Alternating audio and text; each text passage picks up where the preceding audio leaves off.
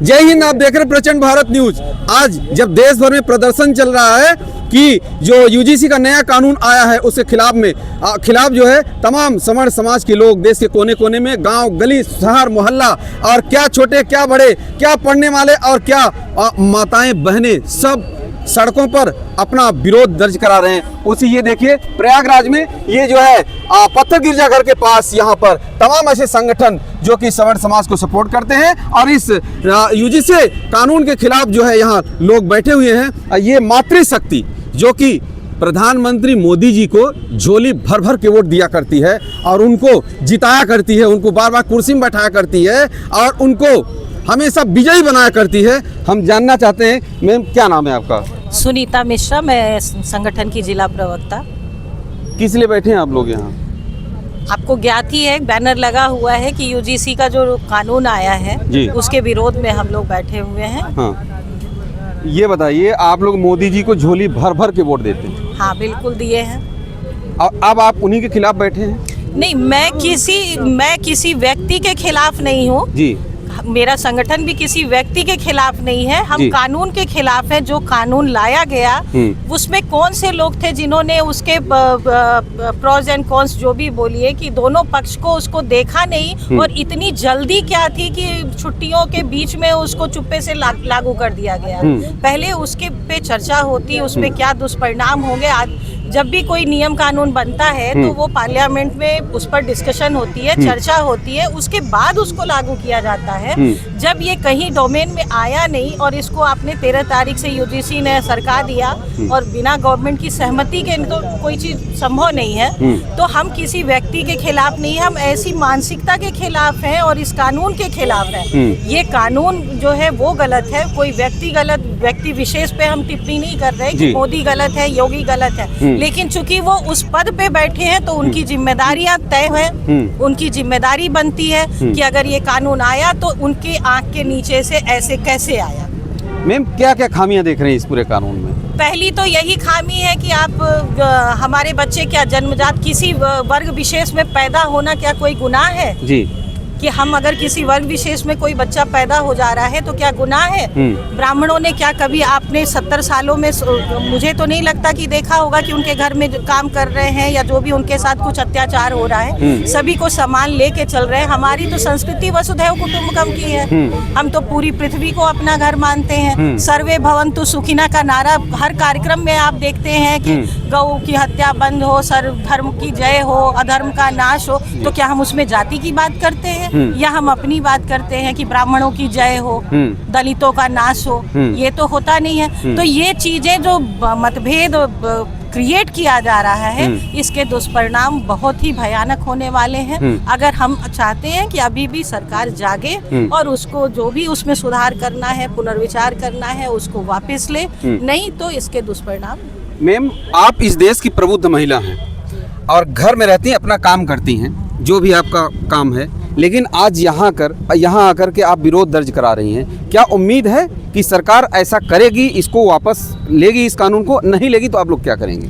बिल्कुल, मुझे पूरी उम्मीद है कि सरकार इस कानून को वापस लेगी, क्योंकि हम भी प्रबुद्ध लोग हैं जो भी बैठे हैं और अपने कामों से समय निकाल कर आकर अगर दिन भर का हम समय दे रहे हैं तो ये हम कोई तमाशा करने तो आए नहीं है। हम इसके बाद भी और लड़ाई लड़ेंगे। जहाँ तक जाना होगा, दिल्ली तक जाना होगा, दिल्ली तक जाएंगे, वहाँ जाके घेराव करेंगे। हम अपनी बात तो मनवाएंगे। मैम आप लोग देख रहे हैं कि SC/ST का विरोध कर रहे हैं आप लोग, लेकिन सरकार ने विधेयक बना करके। मैं आपको काट रही हूँ। मैंने पहले भी कहा कि मेरा किसी व्यक्ति विशेष से कोई मेरी दुश्मनी नहीं है, कोई नाराजगी नहीं है, चाहे वो दलित हो या प्रधानमंत्री हो। एक पद की गरिमा होती है, पद का दायित्व होता है। मैम मैं भी आपको रोक रहा हूँ कि आप जो कह रही हैं, हमारे दर्शक सुने कि क्या आप लोग ये OBC या SC या किसी जात विशेष के खिलाफ हैं? कभी भी नहीं है। हमारे साथ बैठ के हम रोज उठते बैठते हैं, खाते हैं, पीते हैं। मैं स्वयं सेविका संघ से जुड़ी हुई हूँ, दायित्व में भी हूँ और वहाँ प्रतिदिन जब भी हमारी शाखाएं लगती हैं यही होता है कि यहाँ समरसता भोज करनी है, हिंदुत्व की बात होती है। और हिंदू की परिभाषा ही क्या है? हिंदू की परिभाषा ही आप देख लीजिए, उसमें कहीं भी पंथ का जिक्र नहीं होता है। हिंदू में ही सब समाहित हैं जी। तो जब हम सबको साथ लेके चल रहे हैं, हमने कभी SC ST OBC, मुझसे आज आप पूछेंगे कौन से SC में आते हैं कौन ST में आते हैं, तो शायद मैं बता भी ना पाऊँ जी, क्योंकि मैंने कभी उसको डिटेल जानने की कोशिश ही नहीं करी, सोच नहीं है। हाँ, क्योंकि मेरी मानसिकता वैसी नहीं है जी। ठीक है। तो जब मेरी मानसिकता वैसी है नहीं, तो आप ये बीज हमारे दिमाग में डाल रहे हो कि मैं इस चीज को सोचूं, क्योंकि आज हमारा बच्चा जो है कल उसके साथ क्या घटना होगी, क्या होगा, मेरा परिवार क्या सफर करेगा, हम अपने भविष्य की चिंता से ग्रसित हैं। जी, इसलिए हम आज यहाँ सड़क पर हैं। जी मैम। जी मैम, ये जो कानून आया है ये बच्चों के ऊपर, जो आपके बच्चे हैं जिसका आप विरोध कर रहे हैं, विरोध जता रहे हैं कि ये कानून गलत है, क्या बच्चों के ऊपर क्या प्रभाव पड़ेगा मैम? बहुत प्रभाव पड़ेगा। बच्चे मानसिक रूप से वैसे ही आहत हो गए हैं, वो डर गए हैं कि हम जो बच्चे पढ़ रहे हैं, मतलब उनका विश्वास अपने बगल का जो फ्रेंड है उसके ऊपर से उठ गया। जी जी। कि वह पता नहीं अभी प्रेम से बोल रहा है, कहाँ मुझे फंसा देगा। तो बच्चे पढ़ाई का सारा ध्यान छोड़ के वो अपने की सुरक्षा में लगा रहे हैं। तो ये तो डर तो है ही है, बच्चों में आ ही गया है डर। भाई आप योग्यता को समर्थन कीजिए ना, हम कभी उनके खिलाफ नहीं रहे हैं जिनके अंदर योग्यता है। आज हमारे बच्चे योग्य हैं, आगे बढ़ रहे हैं, वो भी योग्य बने, वो भी आगे बढ़े। तो ये कानून तो हम लोग सबके खिलाफ हैं। मैम, जो ये नया कानून आया है इसमें कहीं ना कहीं जो डर जता रहे हैं, जो डर लग रही है बच्चों को कि अगर कोई कह दिया, उनके मन में ऐसा है द्वेष है, या कोई अच्छा लड़का है पढ़ने वाला या लड़की पढ़ने वाला या स्टूडेंट जो है कॉलेज और यूनिवर्सिटी में, और उसको अगर नीचे गिराना हुआ, उसको फंसाना जाएगा। बिल्कुल किया जाएगा, बिल्कुल किया जाएगा। आगे हुआ भी है इस तरह से। हमारे यहाँ ही मैं एक उदाहरण बता रही हूँ कि अभी वर्तमान में भी जो बना हुआ था कानून, वो अच्छा खासा 15-20 हजार रुपए चुरा के चली गई। हाँ। तो हम लोग जानबूझ के उसका कुछ जाके बोले नहीं कि अभी वो लेके आ जाएगी लोगों को और कहेगी कि हमको फंसा रहे हैं। तो ये तो कानून आने के बाद तो और मजबूत हो जाएंगे वो। मतलब हम 20 हजार रुपए जेब से निकाल के लेके चली गई, हम कुछ भी नहीं बोल पाए क्योंकि हम सवर्ण थे, हम पंडित थे और वो छोटी जात की थी। हम उसको बर्दाश्त करके रह गए, सिर्फ इसलिए कि सरकार की ऐसी कानून बना हुआ है। तो अभी तो वो और भी हावी हो जाएंगे हमारे ऊपर। और आज हमारी जो नई पीढ़ी है वो डर के जिएगी। क्या मतलब प्रतिभा ही नष्ट कर देंगे। हमें तो कहीं से कोई आरक्षण नहीं मिल रहा है ना, हमारे बच्चे तो अपनी योग्यता के अनुसार आगे बढ़ रहे हैं। मैम, जो ये कानून है, ये जो नियम लाया गया, जो सवर्णों के लड़के हैं वो जन्मजात अपराधी हैं। बिल्कुल, जो नियम है उस लाया गया है उससे तो यही जाहिर हो रहा है कि किसी खास कुल में पैदा होने का मतलब है कि आप अपराधी हो गए। पैदा होते ही आप अपराधी हैं, चाहे आपने अभी आंख दुनिया में खोली कि नहीं खोली, लेकिन आप अपराधी हो गए। हाँ, तो ये तो साबित कर दिया है सरकार ने।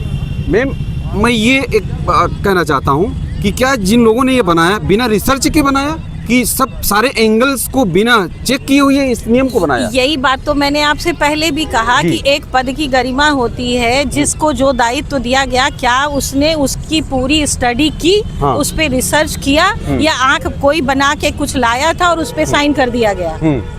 किसी व्यक्ति विशेष को लाभान्वित करना था, उनको देखा या कुछ उनको मिल गया लालच, या क्या हुआ कि आपने साइन कर दिया? आपने उसके पे कुछ भी गो थ्रू किया ही नहीं कि किसी भी पक्ष को रखने के पहले उसके गुण अवगुण दोष जो होते हैं उसको देखा जाता है। जब आपने संसद पे ये बिल लाया ही नहीं और आपने सरका दिया इसको और सीधे अप्लाई भी कर दिया, जब सारा देश लोहड़ी और मकर संक्रांति मना रहा था, उस समय ऐसी कौन सी इमरजेंसी थी कि उसी में आपको ये कानून लागू कर देना? आप रुक सकते थे।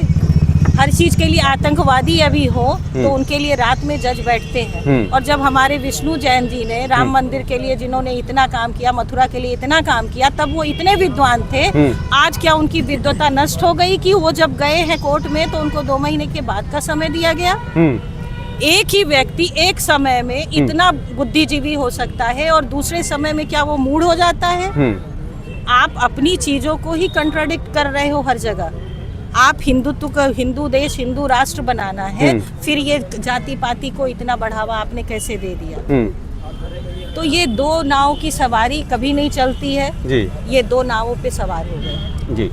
तो आप देख सकते हैं कि आप लोग जिस तरीके से आप सभी जो लोग यहाँ हैं किस प्रकार से अपना विरोध जता रहे हैं और कहीं ना कहीं ये लोग सोच रहे हैं कि जो ये पूरा नियम लाया गया ये क्या रणनीति थी, बिना रिसर्च किए और बिना इसके सारे एंगल्स को चेक किए हुए ये नियम लाया गया, राज विरोधी और राष्ट्र विरोधी है। आने वाले दिनों में ये नियम देखते हैं कि सुप्रीम कोर्ट ने रोक जरूर लगाई है, अब जो लोग विरोध जता रहे हैं वो कितना सफल होते हैं और सरकार इस पर क्या करती है आने वाला वक्त तय करेगा। आप सब भी कमेंट करके अपनी राय जरूर दीजिएगा। चैनल पर अगर नए होंगे तो सब्सक्राइब जरूर करिएगा। जय हिंद।